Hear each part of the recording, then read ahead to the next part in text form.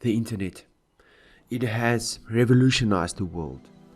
It helps us to stay connected with our friends and family. It entertains us, updates us with current affairs and much more. But along with us, our children are also exposed to the world of the internet at a very young age. There is a constant struggle between trying to keep them safe while also allowing them the freedom to explore and learn about themselves and the world. This, of course, has always been a challenge, but it's become even more difficult thanks to the internet. Children today have access to more information than they've ever had before, and this exposes them to a whole new set of risks. 95% of teens report having a smartphone or access to one. In 2014, this number was just 73%. 45% of kids say they are online on a near constant basis. 84% of teens have access to a game console, and around 90% of teens say they play video games of some kind. Around the world, connectivity is, for the most part, an amazing thing. Young digital natives have access to a limitless stream of information, entertainment and creative tools, which allow them to connect with the world in a way that simply was not possible even just a generation ago. But there's a dark side to this wonderful online world. Cyberbullying, sexual predators, social anxiety, depression, suicidal thoughts, self-harm, eating disorders, drug and alcohol abuse. These are all risks associated with allowing our children to roam online without some kind of guidance and education.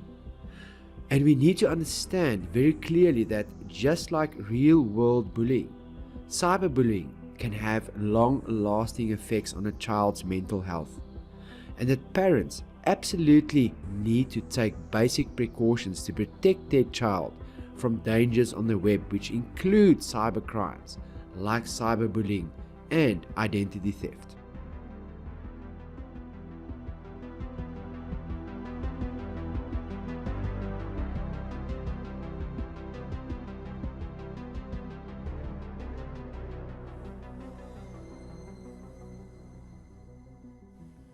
So, what stands us as guardians to do then? To answer this, I need to tell you a story. And like most stories, our story has a beginning.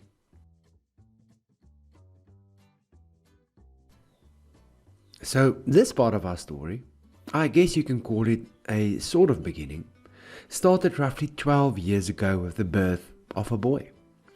He was and still is a very balanced child despite the best efforts from his weirdo parents. Doing equally well in sports and academically, he's a good swimmer, likes to build stuff, loves animals. Then what happened? Well, he grew up, as we all do, and our 12-year-old discovered the internet and online gaming and social media. And you know what? This was bound to happen. And it's not supposed to be a bad thing. We, and especially our children, are growing up in this immersive digital world where you are online, plugged in, wired into, without even realizing it. And we realized we have a choice to make. We can either switch off the Wi-Fi forever, keeping away from cell phones and his friends that are all online, or we can educate him to be safe in the world of ones and zeros. And because the first option is not a practical one, in fact practically impossible, we went for the second option. And that is the big reason for this video. And so we started to teach him about the internet, and to be safe on the internet, and about using the internet for good things. And he took this knowledge and he built a robot. And then another robot. And the robot was entered into a competition. And the robot did really well at this competition. And this is what we want for your children as well. Not to build robots per se, although building robots are awesome. But we want children to be able to explore in this digital forest, very much like they would do in a real forest. But we want them to be prepared, and we want them to be safe. We want our child and your child to stay safe by being smart.